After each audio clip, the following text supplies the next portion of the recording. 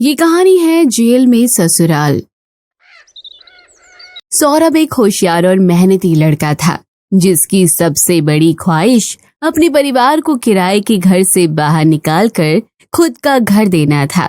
इसके लिए वो दिन रात मेहनत करता था, लेकिन उसे और उसके परिवार को न जाने क्यों एक बुरी नजर लग गई।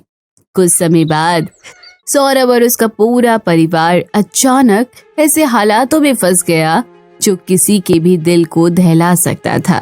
आजकल वो पिछले 2 सालों से जेल में अपनी जिंदगी जी रहे थे। सौरभ, तुम्हारी वजह से आज जेल की लाइब्रेरी में फिर से कैदियों ने आना शुरू कर दिया है, वरना ये सब कैदी तो सारा दिन बस जेल में गुंडागिर्दी ही करते रहते थे। मजाल है कि कोई पढ़ाई भी कर ले। सर, मैं तो बस यही चाहता हूँ कि जब तक इस जेल में मैं और मेरा परिवार है, हम सब किसी ना किसी काम में ही अपना ध्यान लगाएंगे ताकि हम इस बात को भूल जाएं कि हम जेल में हैं।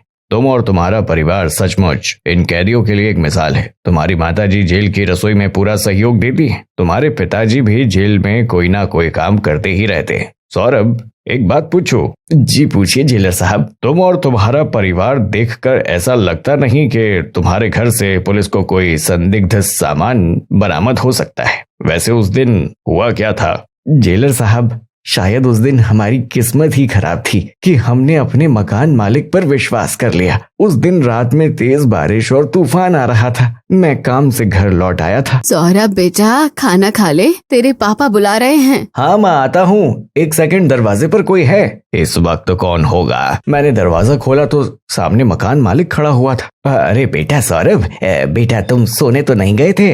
नहीं अंकल, बताइए ना, हम सब खाना खाने बैठे थे। अच्छा, आइए किशोरीलाल जी, खाना तैयार है। जी नहीं, मैं तो बस खाकर आया हूँ।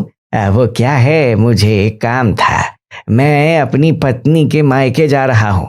हम लोग 2 दिन के बाद लौटेंगे। ये अटैची रखवानी है। मेरा एक ग्राहक अपनी अटैची गलती से दुकान पर छोड़ गया था। हम यहाँ नहीं होंगे, कल वो वापस आएगा तो आप ये अटैची उसे दे दीजिएगा। हाँ अंकल, क्यों नहीं, लाइए। चिंता मत करो सौरभ, एक ना एक दिन किशोरी लाल को उसकी सजा जरूर मिलेगी। बस पुलिस को ठोस सबूत मिल जाएं तो तुम और तुम्हारा परिवार जल्दी बाहर निकल आएंगे। सौरभ की आंखों में आंसू आ जाते हैं। वो अपने माता पिता को निर्दोष होते हुए भी दोषियों की तरह सजा काटते देखता है तो उसकी आंखें भर आती हैं। सौरभ की माँ जिन औरतों के साथ जेल में रहती है, उनमें से एक माँ और बेटी भी वहाँ बंद हैं और वो भी बिना किसी दोष के सजा काट रही है। अचानक उस महिला की तबीयत बिगड़ जाती है। जेल के डॉक्टरों को दिखाया जाता है, लेकिन इनके पास ज्यादा समय नहीं है। इनकी बीमारी पुरानी है और इसका इलाज अब संभव नहीं है। सॉरी। मेरी पूजा का ख्याल कौन रखेगा? इस जेल से निकलने के बाद मेरी बेटी अनाथ हो जाएगी। माँ, तुम्हें कुछ नहीं होगा। माँ, कुछ ही महीनों की बात है, फिर हम इस जेल की कैसे बाहर निकल जाएंगे? नहीं पूजा, मेरे पास अब ज्यादा समय नहीं है। सुशीला बहन, इस जेल में मैंने हमेशा तुम्हें अपनी बहन माना है। मेरी बेटी पूजा का ख्याल रखना। हो सके तो उसे अपनी बहू बना लेना। चिंता मत करो नीलम, अब से पूजा हमारी बहू है। हम यही जेल में सौरभ और पूजा की शादी करेंगे। इस फैसले से तुम्हें कोई आपत्ति नहीं होगी? नहीं माँ, मुझे कोई आपत्ति नहीं है। मैं जानता हूँ नीलम आंटी और पूजा भी हमारी तरह ही बदनसीबी से जेल की सजा काट रहे हैं। नीलम आंटी ने अपनी जान बचाने के लिए 15 साल पहले अपने पति को मारा था, लेकिन ये सब एक हादसा था। अगर वो उस वक्त अपने सुहाग को बचाती तो उसे अपनी बेटी को खोना पड़ता। मुझे आज भी याद है, नीलम बहन को जब सजा हुई थी तब पूजा सिर्फ 7 साल की थी। नीलम बहन पर अपने शराबी पति की हत्या का आरोप था। उस समय नीलम ने अदालत में अपनी बेटी को साथ रखने की अपील की थी और तभी से दोनों माँ बेटी चुपचाप इस जेल में दिन काट रही हैं। वैसे मैंने सब कुछ सुना सौरभ बेटा, तुम्हारी और पूजा की शादी यहाँ जेल में धूमधाम से होगी। नीलम की आंखों में खुशी के आंसू थे। कुछ ही घंटों में सारे कैदी शादी की तैयारियों में जुट जाते हैं। उसी शाम सौरभ और पूजा की शादी बहुत धूमधाम से संपन्न हो जाती है। सौरभ और पूजा सबका आशीर्वाद लेते हैं। नीलम के हाथ अपनी बेटी और दामाद को आशीर्वाद देने के लिए उठे थे और जैसे ही नीलम ने आशीर्वाद दिया, उसकी गर्दन एक तरफ झुक गई और नीलम इस दुनिया को छोड़कर चली गई। ये तो मान लिया था कि एक दिन जाना होगा, लेकिन माँ तो माँ होती है ना। चुप हो जा बेटी, अब से मैं तेरी माँ हूँ, चुप हो जा बेटी। नीलम की मृत्यु के बाद सौरभ और उसकी माँ को गहरी पीड़ा हुई। पूजा के लिए ससुराल मिल गया था, लेकिन वो भी दुखी थी। नीलम का अंतिम संस्कार किया गया और उसके बाद पूजा का ससुराल अब जेल में ही था। वो अपनी सास के साथ रहने लगी। सुशीला भी पूजा का बहुत ख्याल रखती थी। पूजा, ये ले बेटी, पता नहीं आज तुझे भूख क्यों नहीं लग रही है, मेरी एक रोटी तो तू खा ले।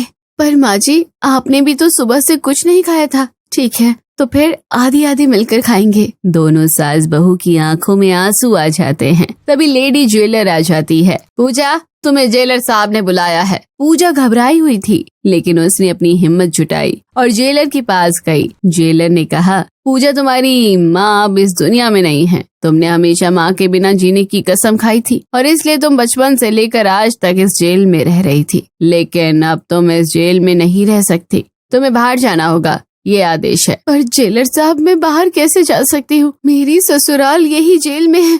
मैं अपने पति और ससुराल वालों को जेल में छोड़कर कैसे जाऊंगी? तभी सौरभ और उसका परिवार आ जाता है। पर यहाँ आप हो माँ बाबूजी, आप सबके बिना मैं बाहर कैसे अकेली रहूंगी? क्या करूंगी? हाँ बहू, जाओ और हमारी प्रतीक्षा करो, हम जल्दी लौटेंगे। फिर पूजा सबसे विदा लेकर जेल से बाहर चली जाती है। सौरभ का दोस्त साहिल जेल के बाहर उसका इंतजार कर रहा था। पूजा की आंखों में आंसू थे। साहिल अपनी पत्नी और 2 साल की बेटी के साथ रहता था। पूजा कुछ ही दिनों में साहिल के परिवार से घुल मिल गई, लेकिन उसका मन बहुत ही उदास रहता था। एक दिन पूजा साहिल और उसकी पत्नी के साथ ऑटो में मंदिर से लौट रही थी।